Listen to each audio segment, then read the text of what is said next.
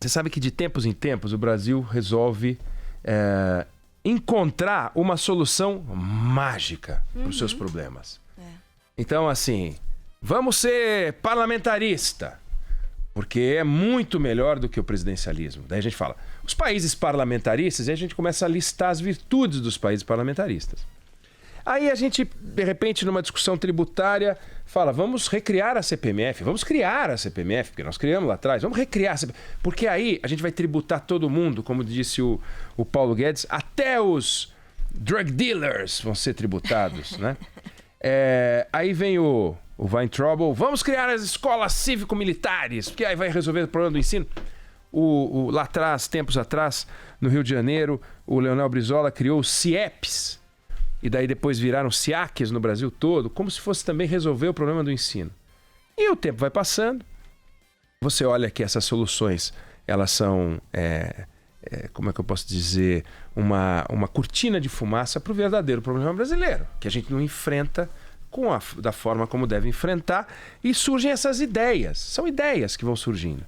Então a gente não para pensar que os países parlamentaristas que a gente cita têm uma renda per capita de $40 mil, tem uma qualidade de ensino extraordinária, tem uma saúde fantástica, tem um respeito ao cidadão enorme, não pelo parlamentarismo. O parlamentarismo está lá. Como tem água no restaurante, como tem pão na padaria, não é porque tem pão na padaria que é parlamentarista, nem tem pão na padaria porque tem parlamentarismo, não tem nada a ver. As coisas funcionam apesar do parlamentarismo. Os Estados Unidos são presidencialistas. E aí? Tudo bem, né? Então você pode ser um bom presidencialista, um mau presidencialista, um bom parlamentarista e um mau parlamentarista. Não muda nada. CPMF, você institui a CPMF, um imposto torto, regressivo, ruim, negativo. Agora, pode dar certo? Pode dar certo também. Mas para que apresentar isso como a solução? Não é a solução. E de tempos em tempos, a gente vem com a história das soluções mágicas. A solução mágica do momento, que eu queria citar, é o tal juiz de garantia. Agora, o nosso sistema de justiça vai ser sueco, vai ser alemão. Não é porque a Alemanha tem $40 mil de PIB per capita, não. É porque tem juiz de garantia, é porque a Suécia tem... Então a gente resolveu o seguinte, vamos criar um pacote anticrime. Os crimes não estão na rua, os crimes estão nos códigos que a gente publica, nas leis. A gente prevê a existência de um crime naquela lei, a gente resolveu o crime. A gente prevê a existência de uma estrutura nova, de uma nova figura dentro do sistema de justiça, a gente torna a justiça muito melhor. É a fantasia, é o parlamentarismo, é a CPMF que vai resolver os problemas brasileiros, é a escola cívico-militar. Agora vamos criar a figura do juiz de garantias, né? Pode funcionar? Pode ajudar? Pode ajudar, o juiz de garantia pode ajudar. A ideia é que você tenha 2 juízes num processo, um que instrui o processo e outro, depois de proposta a ação penal, é o juiz que vai julgar. O juiz de garantias acaba o seu trabalho quando a proposta da ação penal, aí ele vai dormir, vai cuidar de outro caso, e aí vem um juiz para julgar, porque aí você vai ter independência. Não interessa, não estão discutindo se vai ter choque entre os 2 juízes, visões diferentes, burocracia, se vai demorar mais o processo. Isso não, a gente só vê o lado da solução. Temos uma grande solução, o problema brasileiro está resolvido, o sistema de justiça agora vai operar porque a gente tem juiz de garantia. E todo mundo se posicionando sobre isso. Então, os advogados estão adorando os advogados criminalistas. Claro, é mais gente para travancar aquele rolo que é o sistema de justiça. Os juízes estão reclamando, mas no fundo vai aumentar o número de juízes no Brasil. Não vai aumentar muito não, mas vai aumentar, vai ter mais juiz. Então, de tempos em tempos, surge isso. E aí, a gente tem problemas no Brasil que são muito claros. Por exemplo, em 2009, aquele deputado Luiz Fernando Ribas Carli Filho, ele atropelou e matou 2 jovens, ele estava a mais de 170 km por hora. Você já falou desse caso aqui muito. Ele estava falando no celular, ele estava bêbado, ele estava com a CNH vencida, ele tinha 30 multas por excesso de velocidade, ele tinha 130 pontos na carteira, ele atropelou e matou os 2 na hora. Não vou nem entrar em detalhes do que aconteceu com os corpos daqueles jovens, foram dilacerados. que aconteceu? Ele pegou 9 anos e 4 meses no Tribunal do Júri.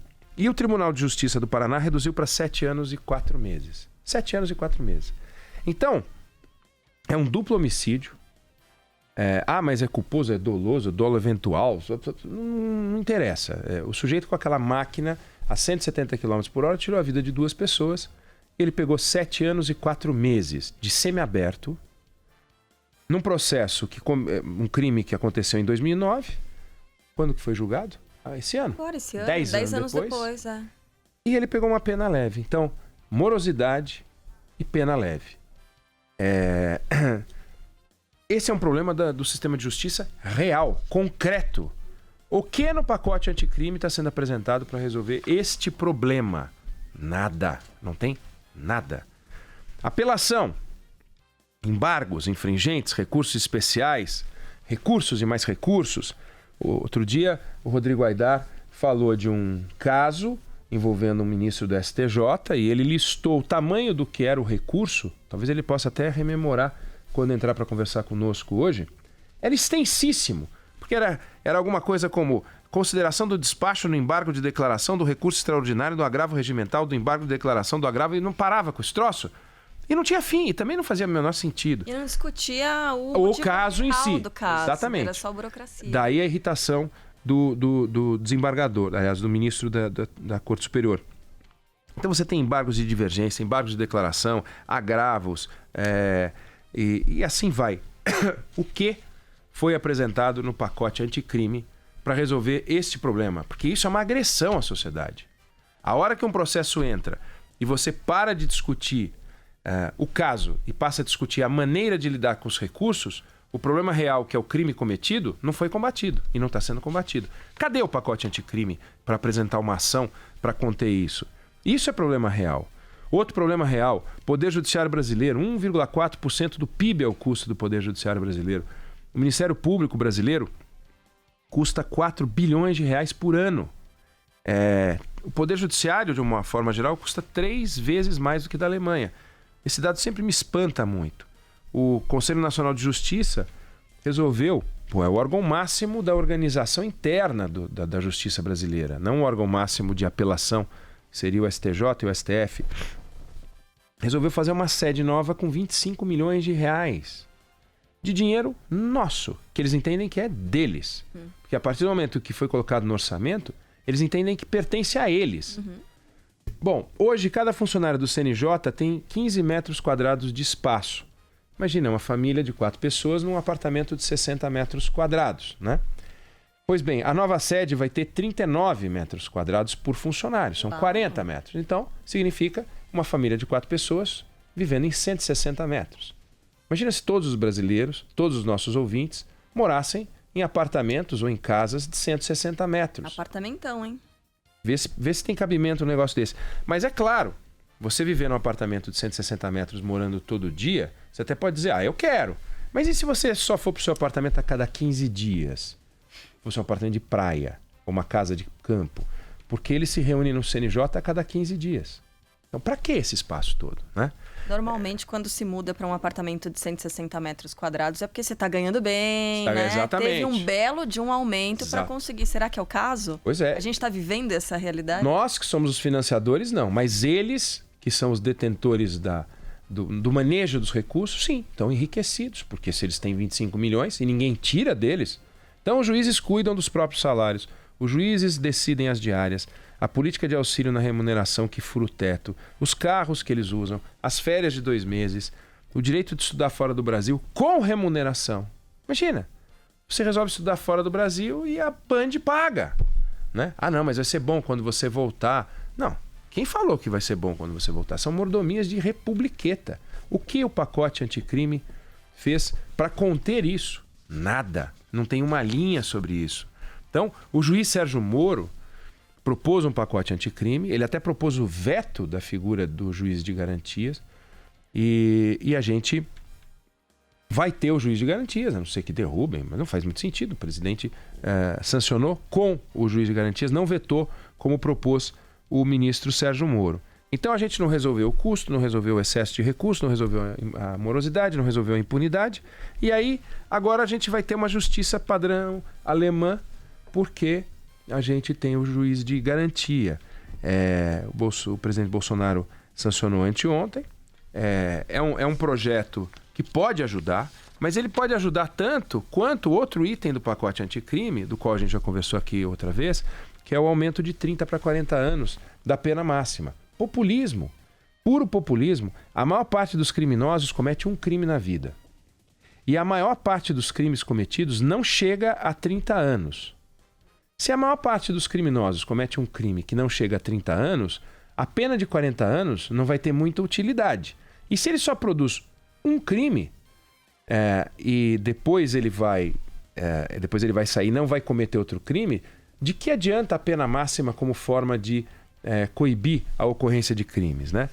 Para os que voltam a cometer crimes, a grande maioria comete crimes muito inferior a 30 anos. Furto, pena média de 5 anos. Tráfico de drogas, roubo. Tráfico de drogas a pena média, aliás, a pena mínima é 5 anos, não é 30. Né?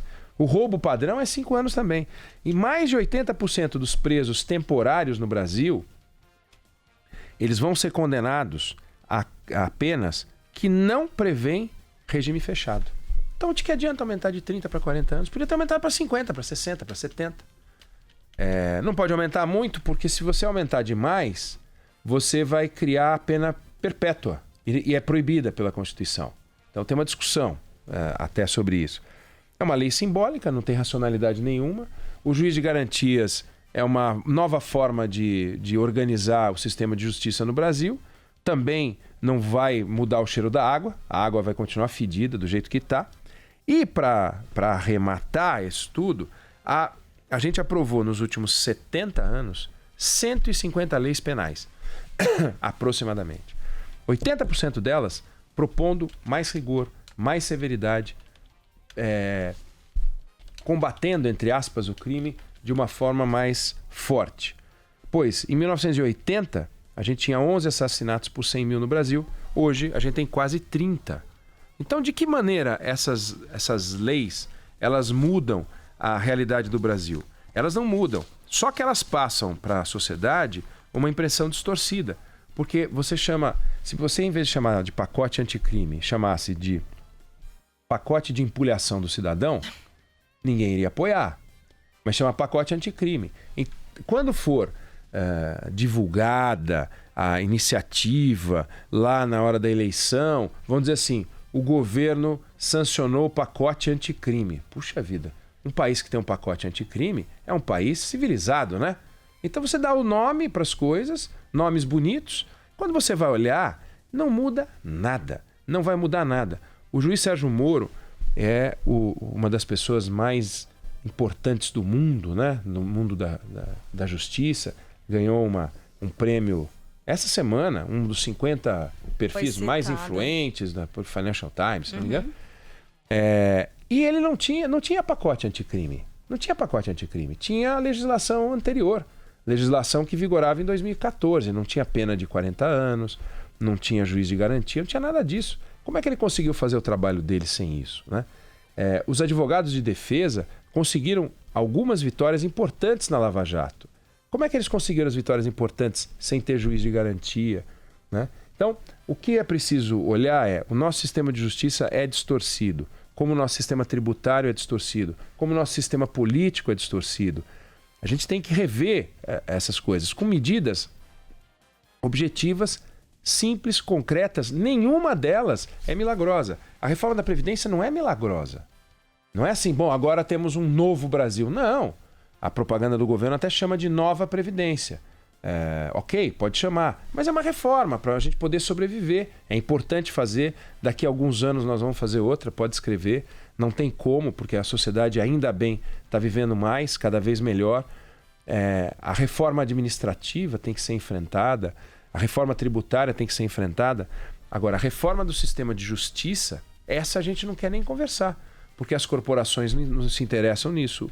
Os juízes, tem juízes muito sérios, tem desembargadores muito sérios, tem um lado da justiça que entende que o papel do juiz é dar sentença, é trabalhar na vara e lá produzir resultado.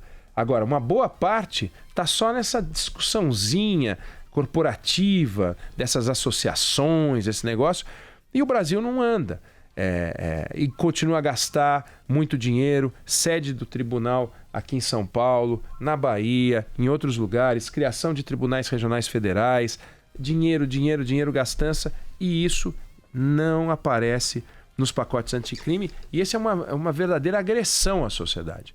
Tomara que a gente consiga olhar para isso em algum momento e ver que fizemos a faxina do Poder Executivo, fizemos a faxina do Poder Legislativo, estamos fazendo. Olha as histórias que estão sendo colhidas nas Assembleias Legislativas, nas Câmaras dos Vereadores, no Congresso Nacional, as rachadinhas. Está aí, está o filho do presidente tendo que dar satisfação sobre rachadinha. E no Poder Judiciário? Apareceu uma história torta na Bahia, é uma exceção, é um ponto fora da curva, no campo da corrupção. Mas e a estrutura podre, não pelo crime, a estrutura podre pelo vício, pela boca torta do cachimbo, né? É isso que a gente está vendo, e disso o pacote anticrime, infelizmente, não dedica a isso uma linha.